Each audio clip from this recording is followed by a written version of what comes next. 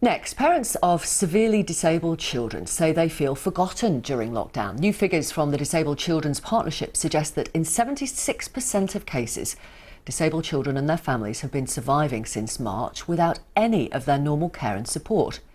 Ellie Costello has this. This is Spike. At 9 days old, he had a heart attack and a stroke.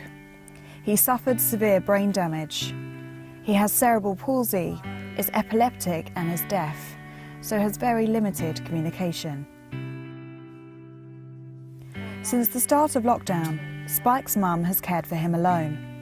She is just one of the many parents in the UK in this difficult position.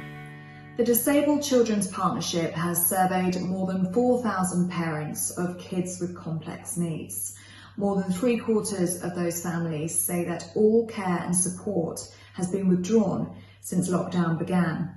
The majority of these parents report worsening mental and physical health of not only themselves, but of their children. We've kind of had to just wing it and make it up as we're going along, really. You know, I received this letter saying that he's been identified as vulnerable, you need to shield him. There was no guidance in that at all. So I then get to a point 8 weeks later that I'm absolutely on my knees and begging for help, saying, somebody please take him because I'm broken. Aside from the emotional strain, 1 in 5 families said they will go into debt as a result of caring for a disabled child during the pandemic. Rachel Wright made the decision to pay for a private carer to move in with her family during lockdown. Her 14-year-old son Sam has severe cerebral palsy and is blind. He can't walk, he can't talk, he can just about scratch his nose. Prior to lockdown, 10 people helped to care for Sam. Rachel managed alone for 2 weeks, but it became too much. There are safeguarding issues.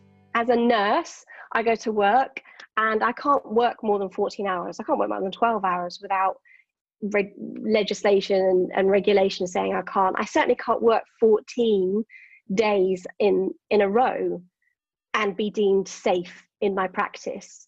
Yet, as a parent of a child with complex needs, I'm making decisions about medications, I'm making clinical decisions about seizures, I'm drawing up meds, I'm trying to look out for evidence of reflux and stuff. And my peers have done 50 days on a trot without any support, and they are still considered safe to medicate their children and to make those life-changing decisions. So what needs to happen moving forward? Ministers and the daily press briefings very, very rarely mention disabled children, and families fundamentally feel really forgotten. The Department of Health and Social Care said the government is working to support the safety and well-being of those with special educational needs and disabilities at this time.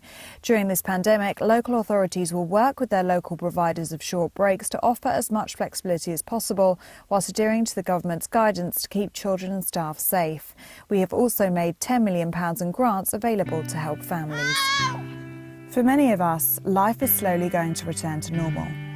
But for families of kids like Sam and Spike, their journey back to normality is only just beginning. Ellie Costello, BBC News.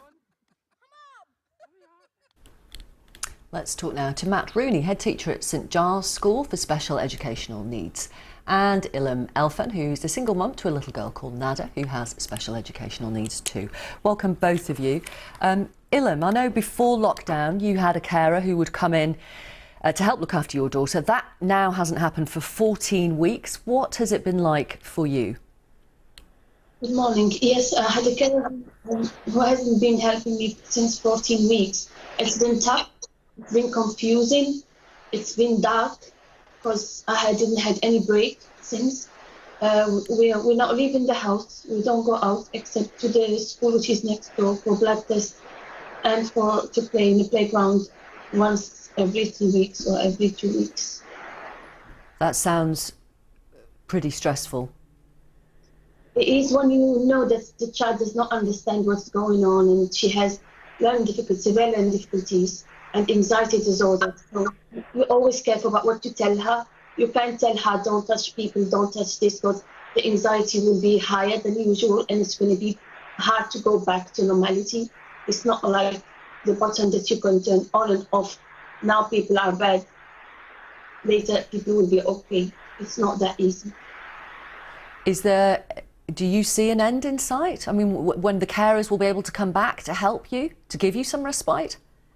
Not really, because I haven't had anyone contacting me to tell me how to do it safely, to get any guidelines, for her to come. Even if she takes her out, there is nowhere to go. Playgrounds are not open yet.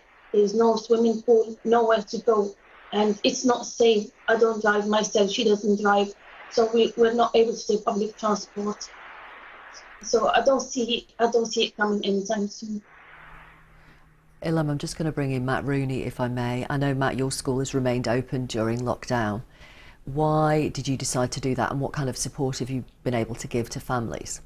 I think we've worked with our families to identify the support that they've needed. So we've been able to provide hydrotherapy, physiotherapy. We sent home all of our children's equipment as the school began to lock down. You know, a fifth of our children are shielded, so they're at home at the moment. And it's critical, you know, that those families and those children get the support. I think this piece is absolutely right to identify the story of Spike and Sam, that it is really difficult, and lots of our parents have told us how hard it's been, but our school has been absolutely committed to standing with them, to providing the support that they need. We've got some children who come in to access our playgrounds, our sensory gardens, the swings. You know, as small as it sounds, these things are making a big difference. We're trying to ensure that our school community stays together. We've set on virtual assemblies, we visit families, we drop off food, we're providing education in some of our families' homes for children, because we must not forget these children. And I think it's absolutely critical that we do all that we can to be there for them, to stand with them, because they will not be forgotten. You know, none of our children at St Giles will be forgotten. And we've had to change the way we work. You know, I meet twice a week with the local social services department. I meet once a week with the health service providers. We talk about all of our children to assess and to understand what they need. We knew that families' resilience would dip and decrease over time, and it is really difficult. And I think schools in Nottinghamshire, special schools around the country, are doing their absolute best to support these families. And I know that local authorities, certainly Nottinghamshire County Council, is trying really hard as well. Okay. Well, listen, thank you both of you very much for talking to us this morning.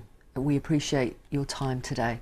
Ilham Elfen, who looks after Nada. Nada has autism and learning difficulties, and she's found it very stressful without carers through lockdown. And Matt Rooney, head teacher of St Giles School for Special Education.